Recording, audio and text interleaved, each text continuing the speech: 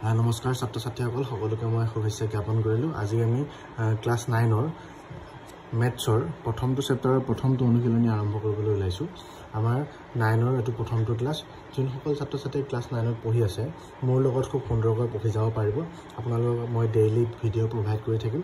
আপোনালোকে যদিহে অংক শিকিব বিচাৰে বা ক্লাছ 9ত এটা ভাল ৰিজাল্ট বিচাৰে তেতিয়াহ'লে আমাৰ চেনেলটো ছাবস্ক্ৰাইব কৰি ৰাখিব। আপোনালোকক ৰেগুলাৰ ছায়েন্স আৰু মেথছৰ মই কুৱেশ্যনসমূহ প্ৰভাইড কৰি থাকিম, ঠিক আছে। তো প্ৰথম প্ৰশ্নটো আমাৰ কি আছে, শূন্য পৰিমেয় সংখ্যা হয়নে? এতিয়া ইয়াক পি কিউ আৰ হিত প্ৰকাশ কৰিব পাৰিনে? এতিয়া প্ৰথম কথা হ'ল পৰিমেয় সংখ্যা কাক কয়? যে পৰিমেয় সংখ্যা কাক কয়? যিবিলাক সংখ্যা আমি পি বাই কিউ আকাৰত লিখিবৰ কাৰণে পাৰোঁ। সেইকাৰণে আমাক সুধিছে ইয়াক পি বাই কিউ আকাৰত বা আৰ হিত প্ৰকাশ কৰিব পাৰিনে?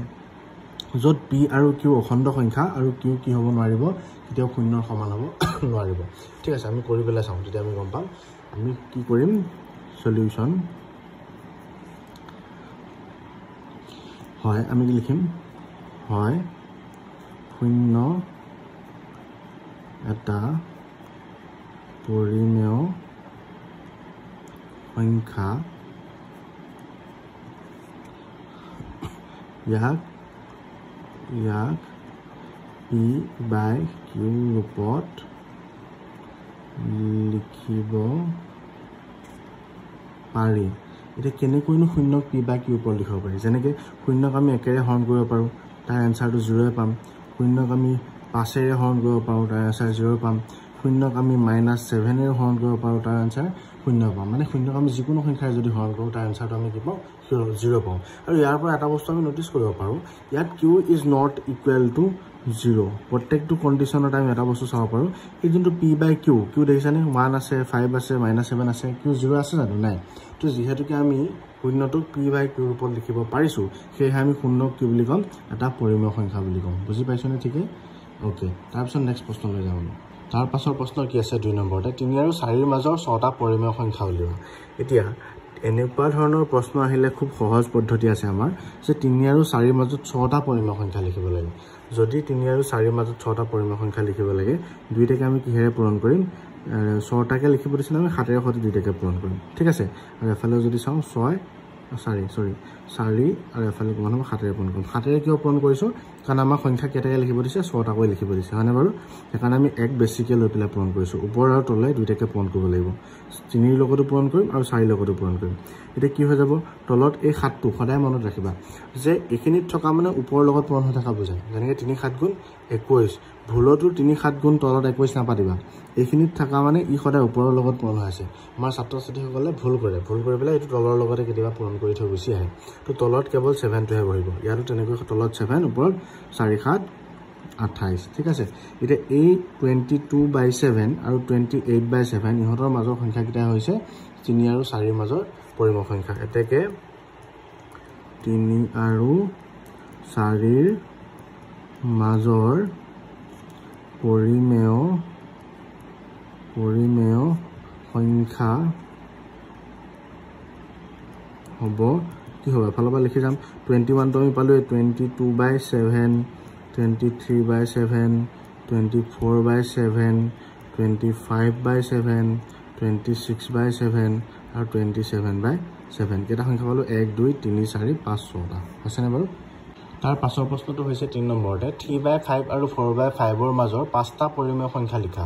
এতিয়া 3/5 আৰু 4/5ৰ মাজৰ 5টা পৰিমেয় সংখ্যা লিখিবলৈ হ'লে আমি কিহেৰে পূৰণ কৰিব লাগিব? ইয়াৰ আগতে পাইছিলোঁ, যদি 5টা বুলি কয় আমি 6ৰে পূৰণ কৰিব লাগিব।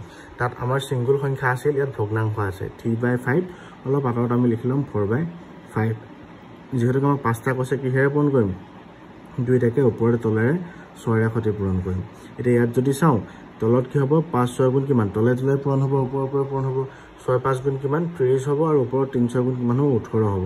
ঠিক তেনেকৈ ইয়াত কি হ'ব, তোমাৰ 5 6 গুণ তলত তোমাৰ ভগ্নাংশৰ তলত 30 হ'ব, আৰু ওপৰত 4 × 6 কিমান হ'ব, 24। এতিয়া ইহঁতৰ মাজৰ সংখ্যাসমূহ আমি লিখি দিলে হ'ল।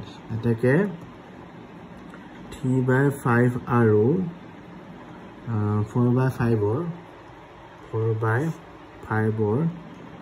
মাজৰ 5টা পৰিমেয় সংখ্যা হ'ব কি হ'ব 18 পিছত কি আহে 19 19/30 তাৰপিছত 20 আহিব 20/30 তাৰপিছত 21/30 22/30 23/30 কেইটা হ'ল 5টা 1টা 2টা 3টা 4টা 5টা ঠিক আছে নে বাৰু ওকে সেইটো হৈ যাব উত্তৰটো বুজি পাইছনে ছাত্ৰ ছাত্ৰীসকল ভালদৰে চাই ল'বা পৰীক্ষাত এনেকুৱা প্ৰশ্ন বাৰে বাৰে আহি থাকে তাৰ পাছৰ প্ৰশ্ন হৈছে শুদ্ধ শুদ্ধ বাছা অৰ্থাৎ সঁচা মিছা লিখা আৰু যুক্তি দিয়া কিহৰ কাৰণে ই সঁচা বা কিহৰ কাৰণে ই মিছা তাক আমি যুক্তি দিবৰ কাৰণে লাগে প্ৰথম প্ৰশ্নটো কি দিয়া আছে যে প্ৰতিটো স্বাভাৱিক সংখ্যা এটা পূৰ্ণ সংখ্যা স্বাভাৱিক সংখ্যা কাক বুলি কয় যে যেতিয়া আমাৰ 1ৰ পৰা আৰম্ভ কৰি 1 2 3 4 5 6 এনেকৈ যেতিয়া আমাৰ সংখ্যাবিলাক আৰম্ভ হয় তেতিয়াহ'লে তাক আমি কি বুলি কওঁ স্বাভাৱিক সংখ্যা বুলি কওঁ আৰু যোনবিলাক সংখ্যা 0ৰ পৰা আৰম্ভ হয় তাক আমি পূৰ্ণ সংখ্যা বুলি কওঁ এতিয়া আমাৰ আছে প্ৰতিটো স্বাভাৱিক সংখ্যা এটা পূৰ্ণ সংখ্যা হয় এতিয়া প্ৰতিটো স্বাভাৱিক সংখ্যা পূৰ্ণ সংখ্যা হয় নে আমাৰ উত্তৰটো কি হ'ব হয় এটো কি হ'ব এনসাৰটো সঁচা কিয় হয় কাৰণ পূৰ্ণ সংখ্যা স্বাভাৱিক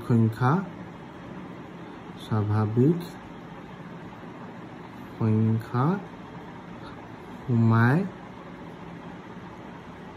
থাকে বুজি পাইছনে তাৰপিছত দ্বিতীয় প্ৰশ্নটো কি আছে যে প্ৰতিটো অখণ্ড সংখ্যা এটা পূৰ্ণ সংখ্যা প্ৰতিটো অখণ্ড সংখ্যা পূৰ্ণ সংখ্যা হ'ব না নহয় পূৰ্ণ সংখ্যা 0ৰ পৰা আৰম্ভ হয় যোনবিলাক নিগেটিভ সংখ্যা সেই সংখ্যাবিলাক কেতিয়াও পূৰ্ণ সংখ্যা নহয় তেতিয়াহ'লে এইটো এনসাৰ কি হ'ব অশুদ্ধ আমি মিছা বুলি লিখিম বা অশুদ্ধ বুলি লিখিম কাৰণ কি বুলি লিখিম ঋণাত্মক যোনবিলাক ঋণাত্মক অখণ্ড সংখ্যা যেনেকৈ -2 -3 এইবিলাক ঋণাত্মক অখণ্ড সংখ্যাবোৰ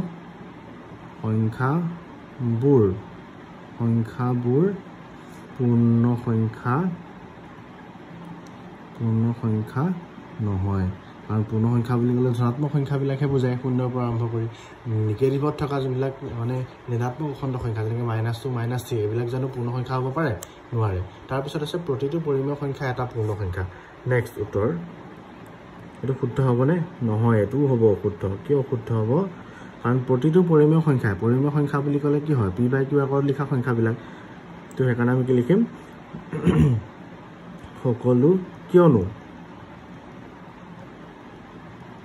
ভগ্নাংশৰ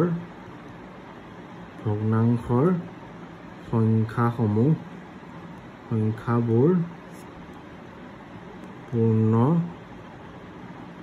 সংখ্যা নহয় মই উদাহৰণ দি বুজাই দিছোঁ ধৰি লোৱা 7/2 ইয়াক p/q আকাৰত লিখা হৈ আছে কিন্তু ই p/q আকাৰত থকাৰ কাৰণে সি পৰিমেয়টো হয় কিন্তু সি পূৰ্ণ সংখ্যা নহয় কাৰণ ইয়াক আমি হৰণ কৰি দিলে দশমিকত লাভ পূৰ্ণ সংখ্যা হ'ব পাৰিব জানো নোৱাৰে তো সেইকাৰণে আমাৰ এইটোৱে হৈছে আমাৰ ইয়াৰ এনসাৰ হ'ব যে অশুদ্ধ বুজি পাইছনে বাৰু ঠিক আছে